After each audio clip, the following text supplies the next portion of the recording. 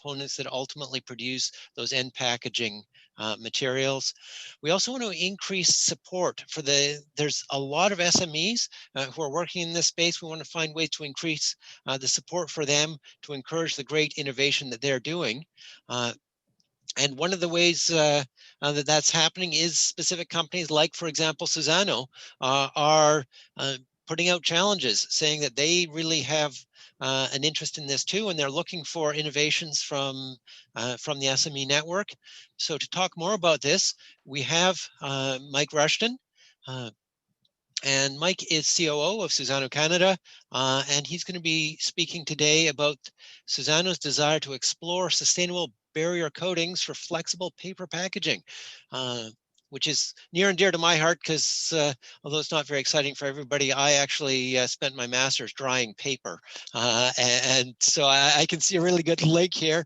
As the COO, Mike's responsible for the operations of Suzano Canada, and they are very focused and engaged on R&D and commercialization of renewable bioproducts and biomaterials. So please take it away, Mike.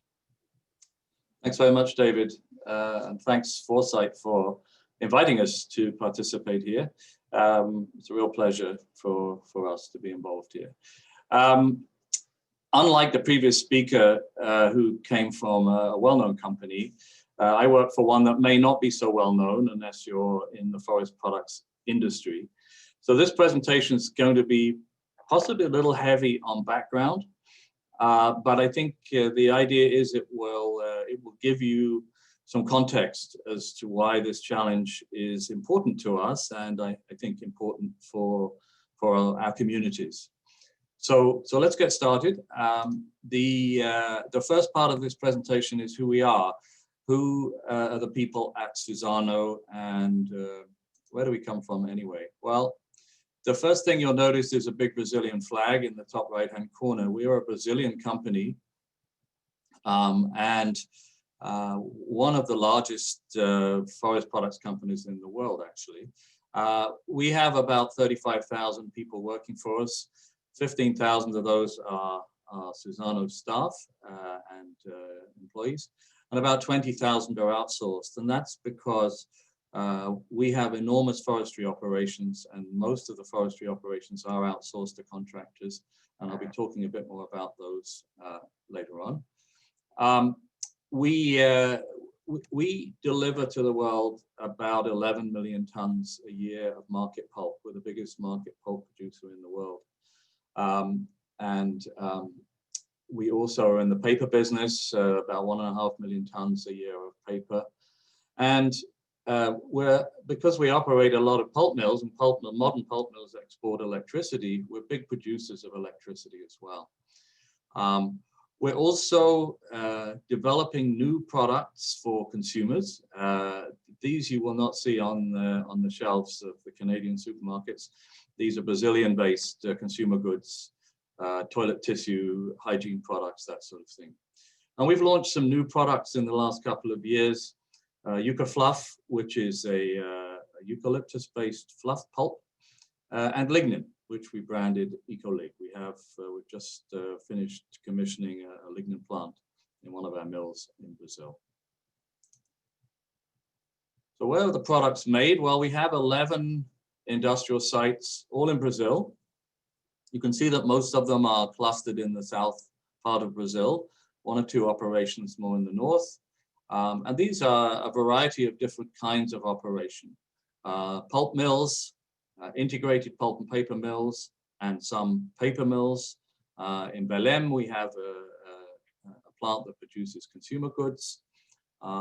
And in Tres Lagoas, we have the world's largest pulp mill, which was commissioned a couple of years ago, and is an extremely modern facility. So a variety of operations for a variety of products, but the key product in our operation at the moment is pulp. Now this is where it all begins. These are eucalyptus trees. These trees would be about 5 or 6 years old and are almost ready to be harvested. One of the advantages that we have is that that eucalyptus trees in Brazil grow extremely quickly and are mature for harvesting in 6 or 7 years. We operate exclusively plantation forestry. So these are massive tree farms. We breed our own trees according to the needs of the end product. So different kinds of, different strains of eucalyptus produce different qualities of pulp. But also we adapt clones to the particular climate and soil conditions that we're facing in different regions of the country. As you saw, where we have operations almost from the equator, certainly down through the tropics. So into southern Brazil, which is fairly mild. So we have a big variety of different types of eucalyptus that we have developed. That's part of our intellectual property, is the tree species that we've developed. So as I said, we have 11 mills. I think the important information on this slide is that we manage about 1.3 million hectares of planted forest. But along with that, we have about 900,000 hectares of conservation areas. So for every hectare of forest that we plant, we plant almost a hectare of what we call native forest. So we're returning land back to what was originally the native forest that was there before the land was cleared for agriculture back, maybe 80, 90 years ago. So we operate with a very high degree of sustainability. The other important piece of information is that we have 5 technology centers around the world doing various kinds of R&D to support the business. One of them is here in Burnaby, BC, and that's the operation that I'm responsible for. But we have also a major operation in Israel, which is in tree breeding, and 3 other centers around Brazil doing R&D. Okay, so what about the future? Suzano's business is a very strong, well-established business. There's no doubt that it's going to continue to expand its core business in pulp and paper. But what else is influencing our future? Well, there are these mega trends that we're all, in some cases, painfully aware of. Urbanization, population growth, climate change, the digitalization of operations, and growth in emerging economies. And these mega trends, which we see around the world, are undoubtedly providing us with opportunities. And we've just listed here on these slides just a few of those opportunities. We're certainly interested as a company in reducing plastic use. And a lot of paper products need plastic in order for them to be effective in the applications that they're using, not for printing and writing, but more for packaging, where we're interested in keeping the products inside the packaging dry and fresh for all the reasons that we know. We're also very keen on renewable material inputs. We are massive producers of biomass, as you'll have heard from this earlier part of the presentation. And we want to be able to harness that biomass and our ability to grow it very efficiently in the production of new renewable materials. So that is part of the drive that Suzano has in going forward. And of course, carbon capture. Our forests are huge carbon sinks. We don't plant forests just for that reason, but the conservation areas that we plant certainly capture a lot of carbon, and there's no productive use for the products of that other than providing an ecosystem that benefits our forestry. And so these opportunities, amongst others, are part of the strategy that we're developing to transform our company from being solely a pulp and paper company into a much more diverse operation. We have a strategic vision. There's nothing particularly novel about this vision, I don't think. We want to continue, of course, to be very efficient and profitable. We are right now. We have very high degrees of sustainability in our operations and our products. But we want to expand into new markets. We're not particularly big today in packaging, although we provide material for packaging companies. But in our own business, we don't produce packages to any great degree. We'd perhaps like to be able to do that. And we'd also like to continue to be a reference for sustainable and innovative solutions for the bioeconomy based on planted trees. Planted trees are what it's all about for us. And when you look at the scale of our forestry operations, it's awe-inspiring, and it's quite clear that when it comes to biomass production, Brazil is extremely well placed to make a huge difference in the world. So how are we building this future? Well, it starts with innovation. We have a steady supply of new projects which we execute in-house as well as externally with partners. These generally start with a proof of concept, and if they're successful, they move into lab and pilot levels. So the technology readiness level, which you see on the bottom of the slide, is increasing. It comes a point where these opportunities move from innovation into the business units. And the business units then carry out modeling, market assessment, and scale up from pilot into industrial scale. And our lignin project that's recently started up is an example of that, where the process development began in the R&D area and moved through into the business units who developed the project, and controlled the investment, and that plant is now producing lignin. We don't do everything by ourselves. We're a big company, but we recognize that there are lots of people out there who can do things better than we can, and can help us to get to our targets more quickly. And so these circles show some of the external groups that we work with, from funding agencies who, particularly in Brazil, fund some of our R&D or the R&D of our partners, external specialists, universities, research centers, and we work with research centers all over the world, including here in Canada, groups like FB Innovations, NRC, for example. Startup companies, incubators and accelerators like Foresight. We even partner with our potential clients in many cases, or customers, and with a variety of other companies. So we're very used to collaboration, and that's why this kind of challenge is attractive to us, because it gives us the opportunity to tap into talent for our mutual benefit, talent that we don't have, talent that exists. Hopefully here in Canada, there's somebody who can help us with this challenge. We hope so. Our biostrategy is targeting, well, this is a big number, but around $50 billion a year of addressable markets. If we combine ourselves, our technology partners, and our application partners. And you'll see there some of the diversity of opportunities that we've identified.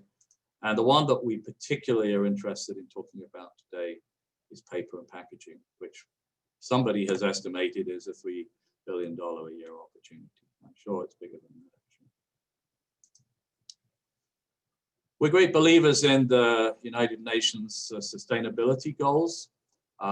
We have all kinds of activities around the world, but concentrated in Brazil, that address some or all of these goals. The four that are of particular interest to us in this context are to do with the environment, so to do with land and oceans, and to do with effective use of resources and mitigating climate change. So those are drivers for this kind of application that we're talking about. And of course, we're not alone in being interested in sustainable packaging. These are some pretty big brand names, which you'll recognize if you eat or drink almost anything. These are companies who've made it public that they're interested in getting plastic out of their packaging, improving the sustainability of the way they package their product, but without compromising the quality of the packaging and the effectiveness of the packaging. And that is really the challenge, because everybody knows about paper, but we also know that if paper gets wet, it disappears basically, unless it's got some functionality that's added to it to give it the possibility to be an effective resistant packaging. And of course, we've seen isolated examples now in the marketplace where paper and fiber-based packaging are becoming part of the solution. And there are many more examples, but these are some that we're aware of. And so this brings us now to the challenge. And the challenge we're putting out today is to find new barrier coatings that allow the use of paper to substitute for flexible plastics. Some of this work is already going on, and there's been some success, there's no doubt. But we think there's a lot of potential to do more and to come up with new barrier coatings that will give paper the functionality that plastic has today. There's nothing wrong with plastic. Plastic's great, but plastic tends to end up in places where we don't want it. It's generally not easily recycled or composted, whereas paper is. And we want to be able to take that functionality of paper and extend it, essentially. We want to support innovative products that can provide solutions aligned with the circular economy. And how do we want to do that? Well, it depends a lot on what you and the audience have to offer. Depending on the stage of technology, we can co-develop a solution, or we can be the client of a current solution, we can buy a solution, we can license technology. We're extremely open and flexible to discuss this. And I want to reassure you that we're not in the business of taking people's good ideas and running away with them. We've done quite a lot of open innovation calls in the past, some of which have been quite successful and have resulted in changes to our business and into opportunities for other businesses. So we believe in a win-win, and we're flexible in the way in which we're prepared to move forward. This is another way to look at the challenge. This is a wrapper of something, probably a granola bar or something. And what we're really interested in here is the functionality of the renewable package. It obviously needs to be printable.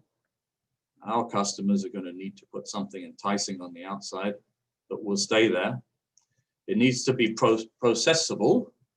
So within the current paper conversion systems that exist, without huge reinvention, we need to be able to turn paper into effective packages. It needs to be sustainable, because paper that we produce is extremely sustainable, but the coatings tend not to be. And so we want coatings that can be recycled into the paper stream without major issues, and preferably compostable. Under, well, wouldn't it be great if they were compostable in domestic conditions, but certainly industrially compostable. Of course, nobody wants to pay more for their packaging. They'd probably prefer to pay less if they could. So cost competitive at scale is really important. Safe to use with food and food contact. I mean, this isn't just about food. And certainly we'd look at packages or barriers that were effective with other kinds of materials other than food. But food packaging is a huge area of interest.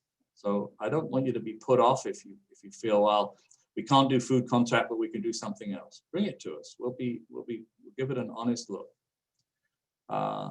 Barrier properties are, of course, key: water, oxygen, grease, and oils. All the sorts of things that paper really is not very good at as a barrier today. So it needs some help. And of course, sealability. We want to be able to seal packages and know that they're going to stay sealed during transportation and on the shelf before they're sold. We know that there isn't just one single solution to all this. There are a number of different ways that are already being used to achieve these kinds of functionalities. But we're open to combined solutions, to co-develop solutions, and actually, if it helps the rollout of these kinds of products, to bring together companies who maybe aren't working together today, to work together with us on these kinds of solutions. Thank you. That's the end of my presentation, and I really look forward to questions and discussion. Thank you, Mike. Can I maybe ask you to go back one slide just so that we can see the graphic of that package? Because that is a great little graphic there. There we go. Showing what you're looking for. So we've got a couple of questions so far.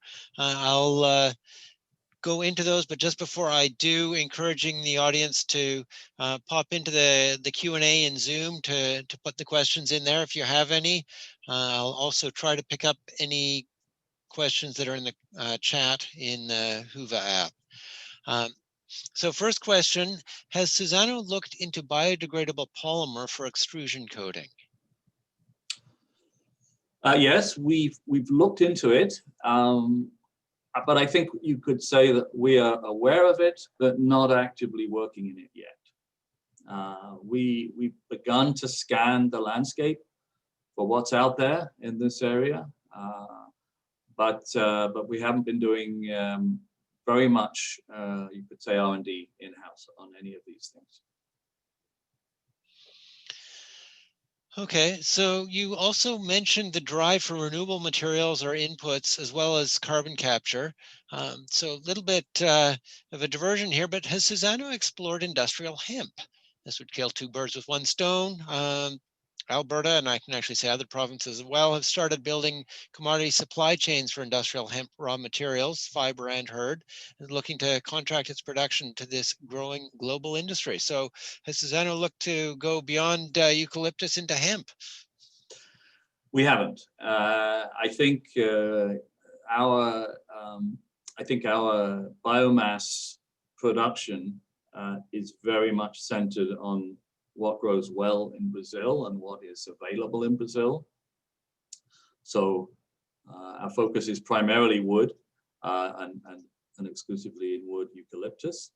But we have explored bagasse, which is available locally as well, and other forms of agricultural waste, but not in a major way. If they're complementary to the work we're doing, or if in fact they're part of a solution. If hemp was part of a solution, we'd be more than happy to take a look. Cool, thank you. So what's the best way to get a sample of product for you to test into your hands? What sort of volumes do you need to test a barrier technology? I think that depends on a lot on the technology, but I think if there is we have an R&D group that's sort of ready to evaluate barrier opportunities. We have some capability here in Canada, but most of that capability is in Brazil. And I think the way to do it would be to approach us through the Foresight portal, I guess, and let's talk. Let's see what you have. Let's see what quantities you have available, and we can tell you how best we would want to evaluate what you have. we have pilot machinery down in Brazil that we can use as we scale up. So there are lots of opportunities. If we have to start at small scale in the lab, we're quite happy to do that as well. Excellent, thank you. So what kind of inorganic fillers are used in packaging? Have you tried any bio-based fillers in packaging to confer strength of the packaging? I don't have a lot of expertise in this, but I think if we certainly do use inorganic materials in some of the packaging material that we produce. But I don't have a lot of details to tell you the truth. But again, if these are questions that where some engagement would help, we'd be more than happy to. I can pass those questions on to the people who would have the right answers. Excellent. And yes, for the audience in general, if you have interest in those things, take a look at the form. There is a link available, and it will be reposted shortly. You can put a full submission in there, or if you just have questions, put that in, and we can pass those on to Mike. One question for you, Mike. Is there a particular sort of TRL range that you're most interested in? Are you looking at almost developed technologies or just early stage concepts? We're open to looking at right across the TRL spectrum. Obviously, the more developed, the more close to commercial the products or the technology is, the faster we can make something out of it with our partner, with whoever brings it to us. But if the obstacle is that there's a good idea, but there hasn't been the time and the money to move that forward, so something at a low TRL, we'd be happy to look at it and give it an honest appraisal. I mean, we have in the past ended up investing in startups in order to help them to move forward. There were several examples already in Canada, actually, of that. And you know, that's a part of our strategy, is that if it means taking an equity position under the right circumstances, we'll look at that as well.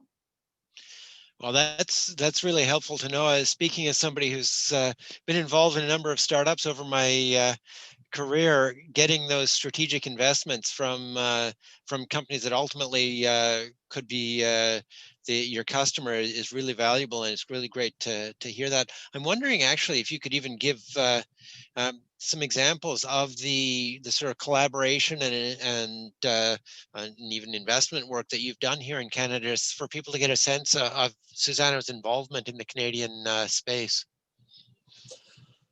Yeah, well, the fact that I'm sitting here is part of that story. I was with Lignol for many years, and Lignol ended up being part of Suzano and became Suzano Canada. So that is one example. But there are several others. Ensign, which is a Canadian company in the fast pyrolysis area. We're a major shareholder in Ensign and have been for many years. We have a joint venture with them to develop and implement their technology in Brazil.